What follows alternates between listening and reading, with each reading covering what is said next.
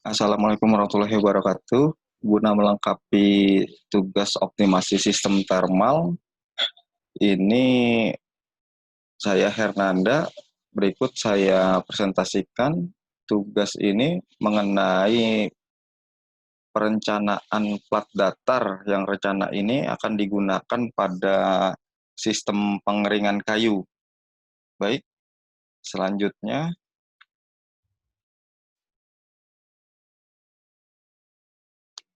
Nah, berikut untuk soalnya. Suatu pemanas tipe plat datar sebagaimana gambar di bawah ini nanti akan saya tunjukkan gambarnya, hendak digunakan untuk memanaskan udara dengan gas buang panas dari sebuah turbin dengan laju aliran udara yang diperlukan adalah 2.721,5 kilo per jam yang masuk pada temperatur 288,7 Kelvin. Gas panas yang tersedia pada suhu 1144,2 Kelvin dengan laju alirannya 2.267,9 kilo per jam. Nah, untuk pertanyaannya tentukan suhu udara yang meninggalkan alat penukar panas tersebut. Nah, secara gambar dapat dilihat pada di sini bisa kita lihat ada gas masuk, udara keluar, udara masuk dan udara keluar, dan untuk spesifikasi ukuran dapat dilihat juga. Ini menggunakan ukuran satuan SI unit. Di sini dapat dilihat juga bagian penampang. Ini di bagian gas masuk dapat dilihat ini hasil pengukurannya ini di 0,3048 meter. Terus untuk tinggi plat penukar kalor itu sendiri di 0,1778 meter. Terus untuk panjang di sini bisa kita lihat ini 0,3429 meter. Dan di sini dapat bisa dilihat juga udara masuk dan gas keluar. Jadi dengan asumsi gas ini gas panas yang masuk dan dikeluarkan ini dimanfaatkan metode pengeringan kayu. Udara masuk di sini untuk mendorong gas panas tersebut. Jadi secara kerjanya dapat kita lihat pada slide selanjutnya. Nah, ini dapat kita artikan bahwa jenis pertukaran udara ini secara cross flow heat exchanger. Nah, di sini dapat kita lihat untuk panjang saluran talang udara LA ini di 0,1778 meter. Nah, ini laju vertikal yang tadi dapat kita lihat di gambar sebelumnya. Panjang saluran talang gas 0,3429 meter, ini untuk laju horizontal. Nah, secara gambar dapat dilihat di samping. Nah, di sini jelas ini pertukaran udaranya jenis cross flow heat exchanger. Oke, kita lanjut. Terus di number A, ini kita untuk menghitung keliling basah di sebelah sisi gas. Di sini dapat lihat PG sama dengan A ditambah B ditambah C plus ditambah D. Nah, di sini dapat kita lihat tinggal kita masukkan angka sesuai dengan parameter yang di atas dan kita dapatkan hasil 0,372 meter. Untuk yang B, keliling basah sebelah udara. Nah, ini kita kasih dengan PA sama dengan A aksen ditambah B aksen ditambah C aksen ditambah D aksen. Dan ini dapat dilihat untuk parameter ukurnya pada gambar sebelumnya dan didapatkan hasil 0,7595 meter. Dan C untuk kita menghitung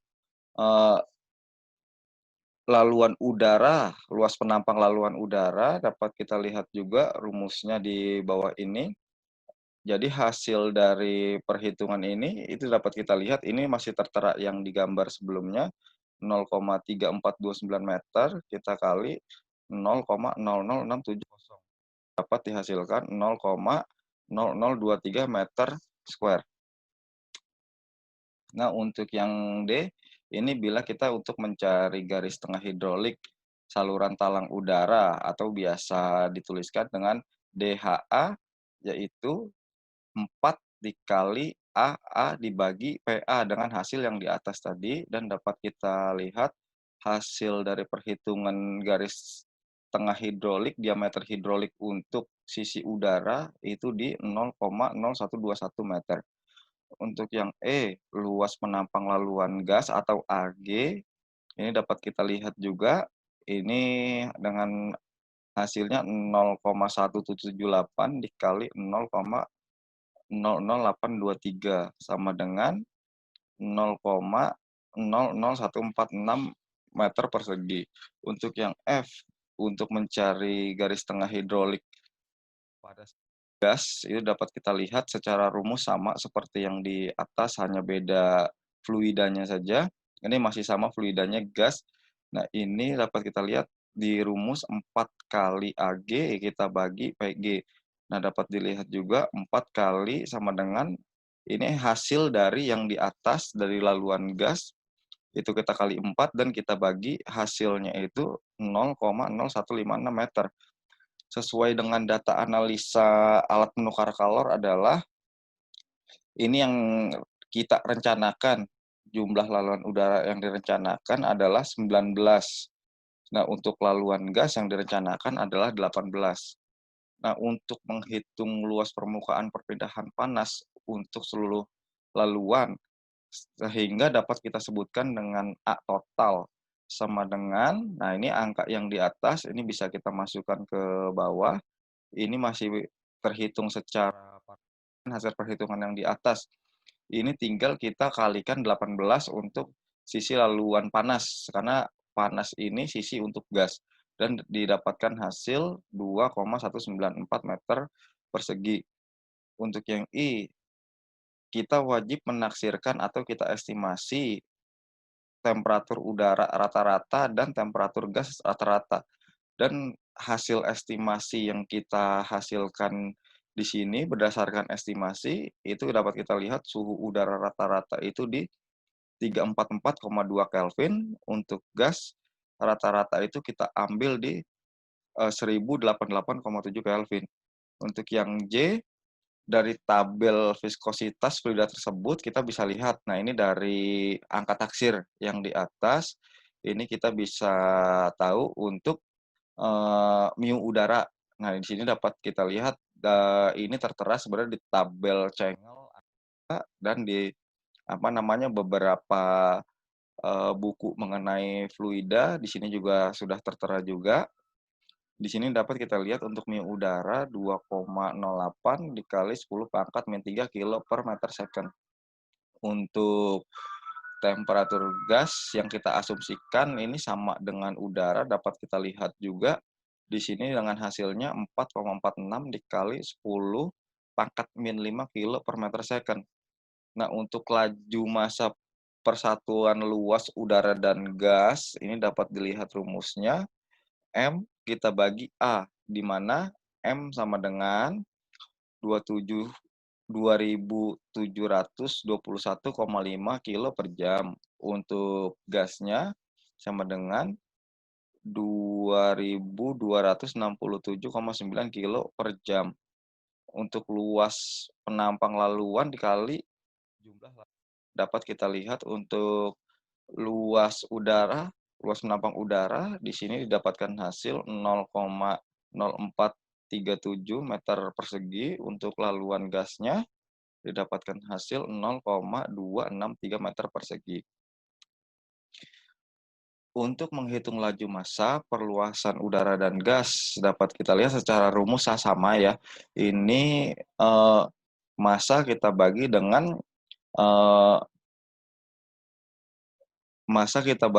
luas penampang. Nah, di sini dapatkan hasilnya ini untuk sisi udaranya itu di 62.276,88 kilo per jam meter square. Terus kalau untuk gasnya didapatkan di 86.231,93 kilo per jam meter square. Nah, untuk mencari bilangan Reynolds dan udara secara rumus sama, hanya parameter isi saja yang beda. Nah, di sini karena untuk kita mencari bilangan Reynolds sisi udara, di sini kita menggunakan diameter hidroliknya ini khusus untuk yang udara, dan untuk yang gas ya kita menggunakan yang gas. Nah, untuk mu udara dan mu gas pun juga sama dan sudah tertera juga di perhitungan yang sebelumnya. Dan di sini didapatkan untuk bilangan Renault sisi udaranya itu di 10.063,43. Untuk bilangan Renault gas di 8.378,28. Nah, selanjutnya untuk air, temperatur udara dari tabel Yunus juga didapatkan untuk K sama dengan 0,03, untuk bilangan French-nya ini di 0,697. Nah, ini dapat kita masukkan rumus di bawah untuk konduktansi udaranya ini rumus untuk perhitungan konduktansi udara dan dapat dilihat pada layar, dan ini kita dapatkan hasil di 75,39 watt per meter square dikali Kelvin. Untuk konduktansi gas di sini dapat dilihat, dan ini parameter ini sudah kita hitung di slide sebelumnya. Ini untuk perhitungan konduktansi gas dapat dilihat juga. Ini untuk rumusnya semua dan didapatkan hasil di 146,07 watt per meter square kali Kelvin. Nah, secara keseluruhan, konduktansi keseluruhan dari alat penukar kalor itu sendiri dengan rumus UA sama dengan dapat dilihat di layar. Ini untuk rumusnya dan didapatkan hasilnya itu ini di watt per Kelvin, ini kita jadikan kilojoule per hour kali Kelvin. Dan ini tinggal kita konversikan saja, didapatkan hasilnya itu 395,60 kilojoule per jam kali Kelvin. Nah, untuk nilai NTU-nya dapat kita hitung pula, ini UA kita bagi C-min. Nah, dapat kita masukkan angka parameter yang di atas dengan kita samakan satuan di belakangnya ini sesuai dengan ketentuan, dan didapatkan nilai untuk NTU-nya ini 0,174. Nah, selanjutnya untuk perbandingan kapasitas panas per jam, di sini dapat kita hitung juga dengan rumus CG per CA. Didapatkan hasil 0,833. Maka dari perhitungan ini, besar efektivitas dapat dilihat di sini. Untuk efektivitasnya ini 15%. Atau misalkan kita jadikan desimal 0,15. Dan besar temperatur udara yang keluar adalah T udara keluar sama dengan T udara masuk. Kita tambah C gas per C air, kita kalikan dengan efektivitas dan delta T max. Maka didapatkan hasil seperti yang tertera di layar sini, itu di 395,59 Kelvin. Maka pengkajian suhu udara rata-rata, T rata-rata sama dengan temperatur udara keluar, kita tambah udara masuk, kita bagi 2. Nah, didapatkan hasil 342 Kelvin. Nah, dari nilai ini dapat kita anggap benar dikarenakan mendekati dengan nilai yang kita taksir atau kita estimasi. Nah, seperti yang pada slide sebelumnya, nilai yang kita taksir itu adalah 344,2 Kelvin. Nah, nilai perhitungan ini di 342 Kelvin. Maka dapat kita bilang hasil taksir yang kita estimasikan ini dapat dianggap benar. Baik, sekian presentasi dari saya.